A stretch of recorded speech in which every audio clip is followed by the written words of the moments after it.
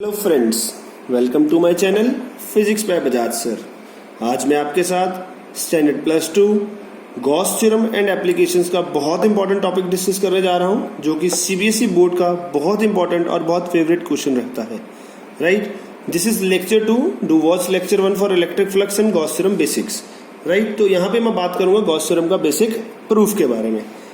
तो जैसे Gauss theorem हमने बताया है, flux enclosed is a surface integral of dot product of electric field and area vector, which is equals to charge enclosed by epsilon naught and this charge enclosed by the closed surface।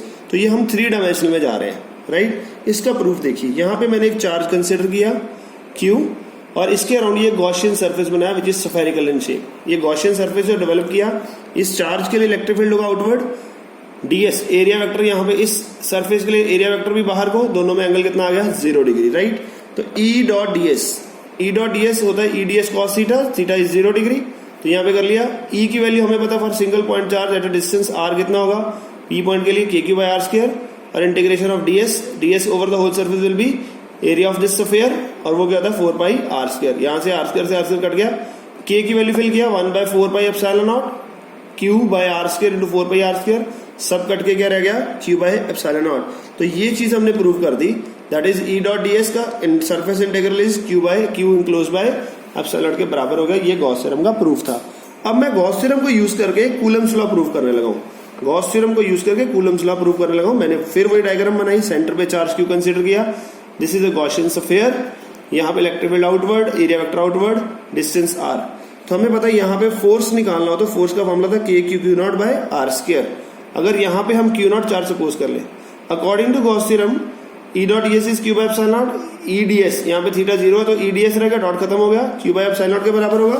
Right, आगे देखिए, E constant रहेगा, बाहर आ गया। एक Gaussian surface के लिए electric field constant होता है तो E बाहर आ गया। ds की वैल्यू क्या होगी 4 pi r square, q by epsilon not, ये 4 पाई r स्क्वायर नीचे चला गया, तो 1 बाय 4 पाई एप्सिलॉन होता है k q by r square. ये आया इलेक्ट्रिक फील्ड। हमें पता है किसी भी चार्ज के ऊपर कांस्टेंट इलेक्ट्रिक फील्ड के लिए अगर फोर्स निकालना देर इज q, तो q नॉट इंटू e, तो फॉर्मूला आ गया kq naught by r square.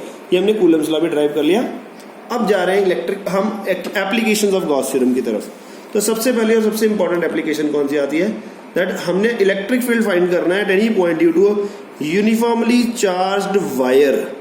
Infinite long wire है, एक यूनिफॉर्मली चार्ज वायर है। ये देखिए, एक वायर कंसिडर किया है जिसके ऊपर पॉजिटिव चार्ज है दोनों तरफ। तो हमें पता है एक लीनियर चार्ज के लिए, लीनियर डिस्ट्रीब्यूशन ऑफ चार्ज के लिए गॉसियन सरफेस जो होता है वो एक सिलेंड्रिकल शेप का होता है। राइट, इसके लिए इलेक्ट्रिक फील्ड का डायरेक्शन आउटवर्ड दोनों तरफ से।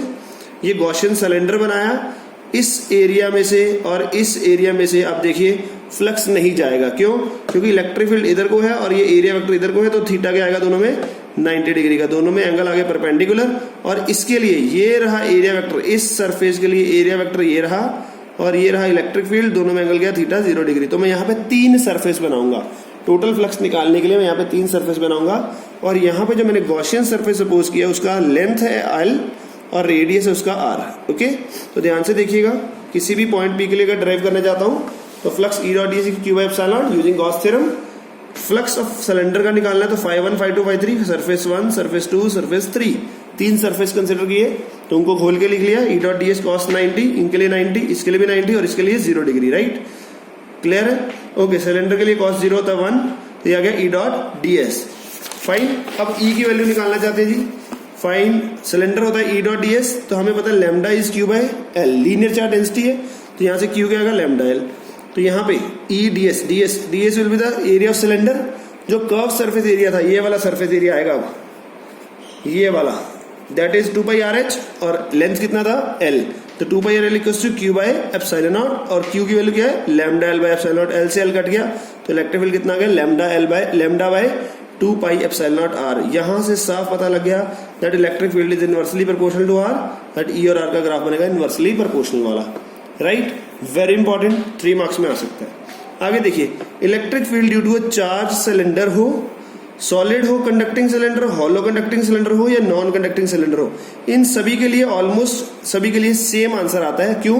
क्योंकि इनके लिए चार्ज आउटसाइड सरफेस पे एग्जिस्ट करता है। तो यहाँ पे हम इनकी सरफेस चार्ज डेंसिटी का लेट करेंगे चार्ज अपॉन एरिया। तो देखिए अगली एप्लीकेशन की तरफ जा रहे हैं, that is non conducting hollow cylinder.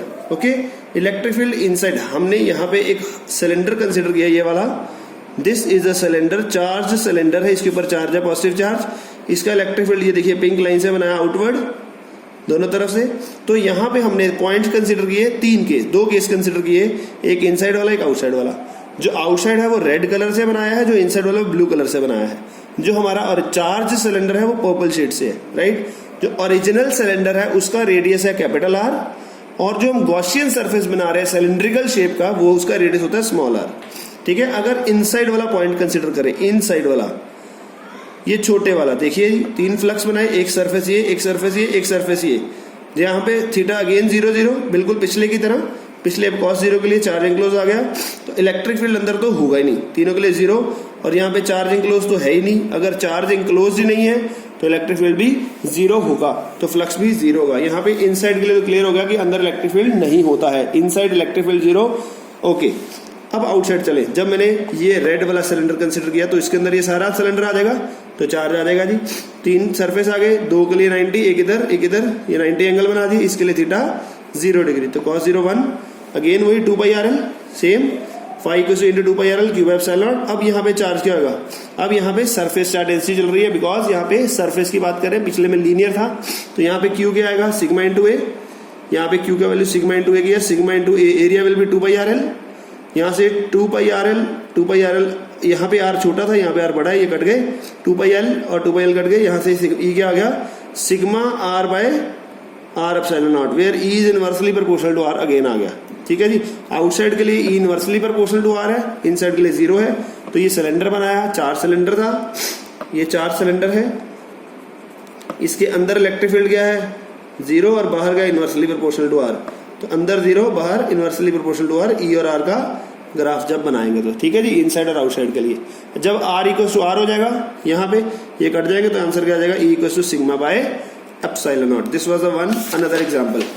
अगर यहाँ पे नॉन कंडक्टिंग सॉलिड सिलेंडर आ जाए, नॉन कंडक्टिंग सॉलिड सिलेंडर हो, ठीक है जी, मतलब इसके अंदर भी चार्ज है, पहले तो बाहर ही रहता था चार्ज, अब चार्ज अंदर भी है, तो वहां पे भी 2 केस बनाए, ठीक है। Charge will be solid cylinder, तो charge will be distributed over the whole volume. पिछले में चल रहा था सरफेस चार्ज, अब चलेगा volume charge. Volume charge density तो चार्ज अपॉन वॉल्यूम, तो phi equal to E dot D A into Q by epsilon. फिर हम कंसिडर कर रहे हैं phi 1 phi 2 phi 3 इनसाइड के लिए, इनसाइड के लिए, इनसाइड के लिए, इसके लिए 0, इसके लिए 0, इसके लिए आंसर निकाल लिया 2 पाई आर एल, बिल्कुल सेम पिछले की तरह आ रहा है जी। यहाँ पे आ गया rho equal to charge by volume, तो क्यू क्या होगा, rho into volume, volume of cylinder का पाई आर स्क्वायर एच यहाँ पे length is the length of Gaussian surface, तो यहाँ पे क्यू फाई आ गया rho into pi R square L by epsilon naught. यहाँ पे ऊपर से इन दोनों को इक्वेट किया, इलेक्ट्रिक फील्ड आ गया rho r by 2 epsilon naught. बहुत इंपॉर्टेंट समझने वाली चीज, इसके लिए इन साइड के लिए electric field is directly proportional to r, ठीक है जी। अगर आर बढ़ेंगे ई बढ़ेगा, आर 0 होगा तो ई भी 0 होगा, मतलब सेंटर पे 0, अगर सेंटर पे चले तो 0, बाहर की तरफ बढ़ता जाएगा, सरफेस पे जाके मैक्सिमम हो जाएगा, तो ये डायरेक्टली प्रोपोर्शनल ग्राफ बन गया, ओके। अब बात करेंगे आउटसाइड के लिए। अगर पॉइंट आउटसाइड होता तो हम गॉसियन सरफेस बाहर बना लिया हमने, ओके। 3 केस कंसिडर किए, phi 1 phi 2 और phi 3।